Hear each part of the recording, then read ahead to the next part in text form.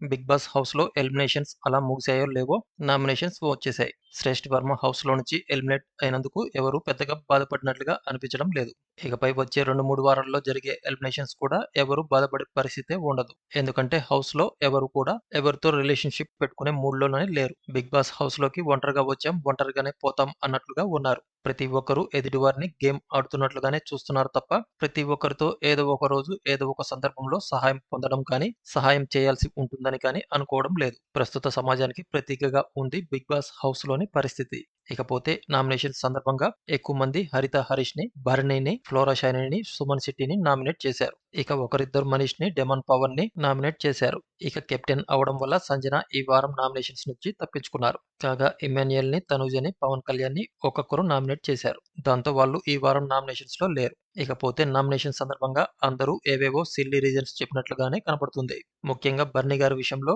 గుడ్డు అనేదే ఒక పెద్ద టాపిక్‌గా మాట్లాడారు. ఇక హరిత హరీష్ విషయానికి వచ్చేసరికి ఆదివారం హోస్ట్ నాగార్జున గారు చెప్పిన మాటలకు బాగా హర్ట్ అయిన హరీష్‌ని అదే కారణంతో నామినేట్ చేశారు చాలామంది. అలాగే హరీష్, ఇమాన్యుయల్ మధ్య జరిగిన రెడ్ ఫ్లేవర్ టాపిక్ కూడా మళ్లీ మంటలు పుట్టించింది హౌస్‌లో. దాంతో తిక్కరేగిపోయిన హరిత హరీష్ అందరూ హౌస్ మేట్స్‌తో తాడోపేడో తేల్చుకోవడానికి సిద్ధమైనట్లుగా కేకలు వేశాడు. మిగిలిన వాళ్ళ నామినేషన్స్ ఏదో సిల్లీ రీజన్స్‌తో అలా అయిపోయినట్లు అనిపించినా మధ్య మధ్యలో హరిత హరీష్ నామినేషన్స్ వచ్చేసరికి హౌస్ అంతా వేడెక్కిపోయిందనే చెప్పాలి. తాను అన్న దాంట్లో భాష మాత్రమే చూస్తున్నారు కానీ భావం చూడటం లేదు అంటూ అందరిపై విరుచుకుపడ్డాడు హరిత హరీష్.